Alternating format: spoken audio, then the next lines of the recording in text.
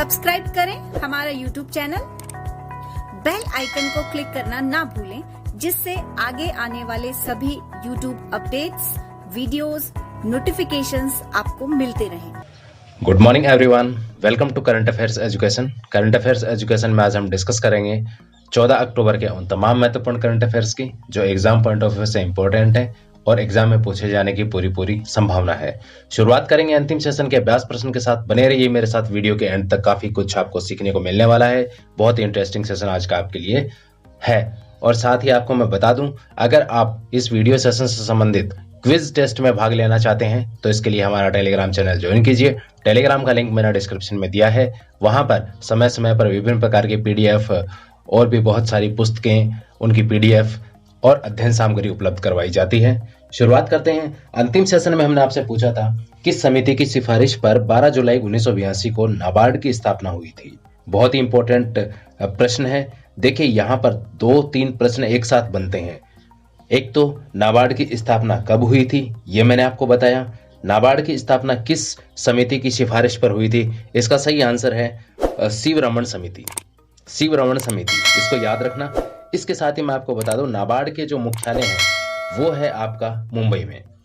अब बढ़ते हैं हम ताजा करंट अफेयर्स की ओर। सबसे पहले देखिए, होलोंगी ग्रीनफील्ड एयरपोर्ट ये कहां पर स्थित है। डायरेक्ट पूछ सकता है एग्जाम में, बिकॉज नॉर्थ ईस्ट जो डिस्ट्रिक्ट हैं, जो स्टेट्स हैं, उनके बारे में यहां पर काफी सारी इंफॉर्मेशन एग्जाम में पूछी जाती है। तो वहीं हम डिस्कस करेंगे एक महत्वपूर्ण स्टेट का, जिसका यहां पर हम डिस्कस कर रहे हैं वो है होलोंगी ग्रीनफील्ड एयरपोर्ट। ये आपके असम में के पास में, कहां पर, असम के पास में एक राज्य है जिसका नाम है अरुणाचल प्रदेश। तो ये अरुणाचल प्रदेश में बनाया जाएगा। नवंबर 2022 तक पूरा करने का इसका टारगेट है। यहां पर भारतीय विमानपत्तन प्राधिकरण ने कहा है कि नवंबर 2022 तक इसको पूरा कर लिया जाएगा। इसके अलावा तेजू, पासीघाट ये अरुणाचल प्रदेश के अन्य महत्वपूर्ण एयरपोर्ट हैं जो काफी महत्वपूर्ण है। सामरिक दृष्टि से इनका महत्व है। यहां पर देखिए, आज द हिंदू की एक स्टेटमेंट है जिसमें चाइनीज गवर्नमेंट ने कहा है, देखिए ये सारे भी जो कार्य हो रहे हैं बॉर्डर के ऊपर, जो चीन से लगता हुआ बॉर्डर है या पाकिस्तान से लगता हुआ बॉर्डर है, वहां पर जो भी डेवलपमेंट कार्य हो रहे हैं, तो यहाँ पर चीन इसका विरोध कर रहा है। और चीन ने क्लियरली कहा है कि एलएसी के निकट इंफ्रास्ट्रक्चर विकास की वजह से भारत चीन के मध्य तनाव है वो बढ़ रहा है। ये आज की स्टेटमेंट है द हिंदू, देखिएगा उसमें क्लियरली लिखा है। और ये कहा गया है चाइना की ओर से कि ये जो वर्तमान में हमारे बीच में जो तनाव है भारत और चीन के मध्य, इसकी वजह यही है कि भारत है वो बॉर्डर एरियाज में डेवलपमेंट कर रहा है। वहां पर तरह तरह के ब्रिजेस बनाए जा रहे हैं, सड़कें विकसित की जा रही हैं, पुल बनाए जा रहे हैं और कनेक्टिविटी है उसको सुगम बनाया जा रहा है। एयरपोर्ट्स बनाए जा रहे हैं, रेलवे का विस्तार किया जा रहा है। लेकिन यहाँ पर एक तरफ से तो चाइना है वो भारत का विरोध कर रहा है, लेकिन अगर चाइना की अगर हम बात करें तो चाइना खुद इधर तिब्बत होते हुए यहाँ बॉर्डर तक, तिब्बत तक ही सीमित नहीं है। तिब्बत तक तो उसका रेलवे का पहले से विस्तार था। तिब्बत से लेकर वो बॉर्डर तक रेलवे का विस्तार कर रहा है। तो एक तरफ से भारत यहाँ पर यह भी कह सकता है कि अगर हम विकास कर रहे हैं तो आप भी तो कर रहे हैं। ठीक है, तो दोनों तरफ से स्थिति यही बनी हुई है। नेक्स्ट अगला टॉपिक है अपना डॉक्टर मीरा चड्ढा। देखिए ये कौन है, बहुत ही महत्वपूर्ण, डायरेक्ट पूछ सकता है डॉक्टर मीरा चड्ढा कौन है। इनका सेक्टर पूछ सकता है, तो सेक्टर याद रखना, ये महिला वैज्ञानिक है। कौन है, महिला वैज्ञानिक।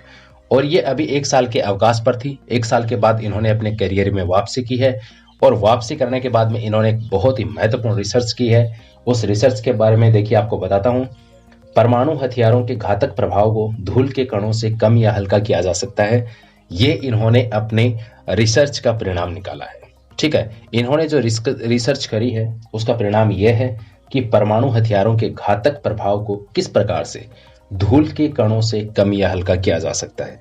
ठीक है, विज्ञान और प्रौद्योगिकी विभाग की महिला वैज्ञानिक योजना WOSA के तहत यह रिसर्च की गई है।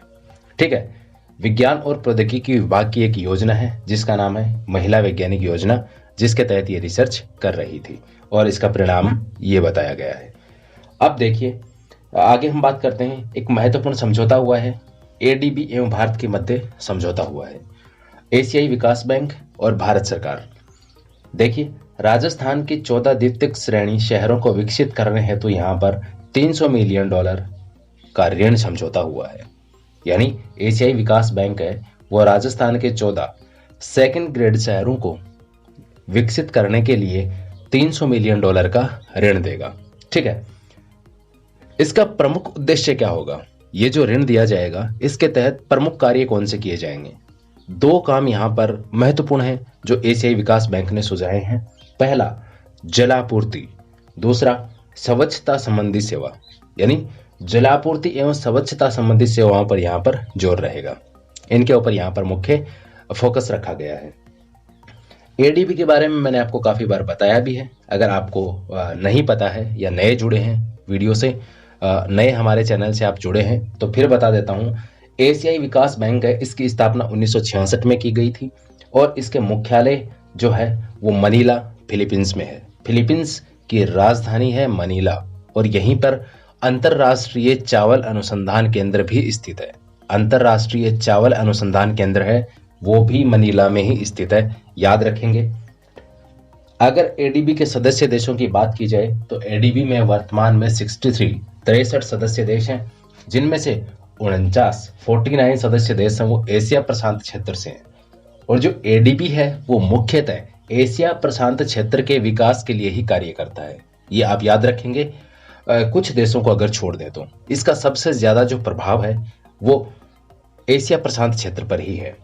इसके साथ ही इसके अध्यक्ष की अगर हम बात करें वर्तमान की, ये डायनामिक है, यहाँ पर चेंज होते रहते हैं अध्यक्ष, उपाध्यक्ष या अन्य सदस्य जो भी होते हैं, तो समय के साथ में आप उनको अपडेट कर लीजिएगा, बाकी डिटेल अवश्य सेम रहेगी। अध्यक्ष हैं वर्तमान में असाकावा, उपाध्यक्ष हैं अशोक लवासा। ठीक है, अशोक लवासा ये अभी बनाए गए हैं, याद रखना, लेटेस्ट अपॉइंटमेंट है ये अशोक लवासा। नेक्स्ट है अर्थशास्त्र में नोबेल पुरस्कार 2020, रॉबर्ट बी विल्सन, ये जिनेवा से हैं, यूएसए से।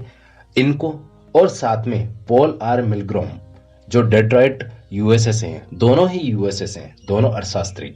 इन दोनों को वर्ष 2020 के लिए ये नोबेल पुरस्कार दिया गया है, रॉबर्ट बी विल्सन और पॉल आर मिलग्रोम को। ये आप याद रखेंगे क्यों दिया गया, किसके लिए दिया गया, इन्होंने क्या कार्य किया था। देखिए, नीलामी के सिद्धांत और उसके प्रारूपों में सुधार के लिए इनको यह पुरस्कार दिया गया है। ठीक है, अब देखिए प्रथम महिला जिन्होंने अर्थशास्त्र में नोबेल पुरस्कार प्राप्त किया था उनका नाम है एलिनोर ऑस्ट्रोम, याद रखेंगे, प्रथम महिला है ये, प्रथम महिला अर्थशास्त्री जिनको अर्थशास्त्र में नोबेल पुरस्कार मिला, एलिनोर ऑस्ट्रोम। ठीक है, अब नोबेल पुरस्कार यहाँ पर कंप्लीट हो चुके हैं। वर्ष 2020 के नोबेल पुरस्कार मैंने आपको पिछले 3-4 वीडियो में और आज की वीडियो में कंप्लीट करवा दिए हैं, जिसमें अर्थशास्त्र का भी हो गया, केमिस्ट्री का, चिकित्सा का, फिजिक्स का, साहित्य का, शांति का, सारे के सारे हो चुके हैं। अगर आप चाहते हैं कि इनका एक सेपरेट वीडियो बनाया जाए तो आप मुझे कमेंट में लिखिएगा। आप जितने अधिक कमेंट करेंगे उतना ये होगा कि हमको उतना ही अधिक यहाँ पर पॉजिटिव एनर्जी मिलेगी और हम आपके लिए नए नए वीडियो लेके आएंगे और नए नए प्रयोग है वो एजुकेशन सेक्टर में करते रहेंगे। इसके साथ ही जो प्रश्न आपसे पूछे जाते हैं उनके कमेंट भी आप जरूर लिखा करें, साथ में वीडियो को जितना हो सके उतना ज्यादा से ज्यादा शेयर करें। नेक्स्ट अपना देखिए, देह वेचावा कारणी, बहुत ही महत्वपूर्ण है, स्टार लगा लेना। ये आत्मकथा है, बायोग्राफी है, किसकी है? डॉक्टर बाला साहेब विखे पाटिल की, और इसका विमोचन हाल ही में किया है प्रधानमंत्री नरेंद्र मोदी ने, याद रखेंगे। देह वेचावा कारणी, डॉक्टर बाला साहेब विखे पाटिल, इनकी यहाँ पर ये आत्मकथा है। नेक्स्ट है विजया राजे सिंधिया, इनका जन्म सागर मध्य प्रदेश में हुआ था और इनके जन्म शताब्दी वर्ष पर प्रधानमंत्री द्वारा एक स्मृति सिक्का जारी किया गया है जो 100 रुपए का है। ठीक है, देख सकते हैं आप, तस्वीर मैंने आपको दिखाने के लिए यहाँ पर लगाई है, क्लियरली मेंशन है, ऊपर यहाँ पर इनका नाम लिखा हुआ है, नीचे इंग्लिश में लिखा हुआ है एक साइड में, और इनकी तस्वीर है, और साथ ही में इनका जो जन्म शताब्दी है वो भी लिखी हुई है। 1919 में इनका जन्म हुआ और वर्तमान में 2019 चल रही है, तो इसके 100 वर्ष हो गए हैं जन्म के। ठीक है, इसके साथ में आपको याद रखना है, इसके ऊपर 2 चीजें और है। पीछे देखिए, सिक्के का जो एक पहलू है उसके ऊपर तो मैंने जो आपको बता दिया वो है, दूसरे पहलू पर सारनाथ स्तंभ है। ठीक है, वहां से लिया गया अशोक चिन्ह है। अशोक चिन्ह है। इसके अलावा नीचे लिखा हुआ है सत्यमेव जयते। क्या आप मुझे बता सकते हैं कि सत्यमेव जयते है वो कहां से लिया गया है, किस उपनिषद या किस वेद से या किस धार्मिक ग्रंथ से लिया गया है? वो मुझे आप कमेंट करके बताइए कि कहां से लिया गया है सत्यमेव जयते। विजया राजे सिंधिया की अगर मैं बात करूं तो ये बहुत ही महत्वपूर्ण हस्ती रही हैं। जो बीजेपी है, भारतीय जनता पार्टी, इनके संस्थापक सदस्यों में से ये एक है। और साथ ही आपको ये याद रखना है कि इनके एक पुत्र थे जिनका नाम था माधवराज सिंधिया, और उनके पुत्र हैं यहाँ पर ज्योतिरादित्य सिंधिया। ज्योतिरादित्य सिंधिया जो भारतीय जनता पार्टी में है, पहले कांग्रेस में हुआ करते थे। और इन्हीं की पुत्री हैं यहाँ पर कौन?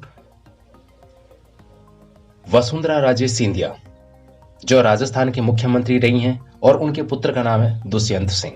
ठीक है, तो एक प्रकार से ये राजघराने से संबंधित है और ये इनका राजघराना है, याद रखेंगे। आज के सेशन में इतना ही। चलते चलते आपके लिए एक अभ्यास प्रश्न, जिसका जवाब दीजिए आप मुझे कमेंट बॉक्स में। चर्चित अमृत योजना की शुरुआत कब की गई थी? आपके सामने विकल्प हैं 25 जून 2015, 25 जून 2016, 25 जून 2017, 25 जून 2018। इसका सही जवाब लिखिए कमेंट बॉक्स में। मिलते हैं इसके सही जवाब के साथ में अगले एपिसोड में। तब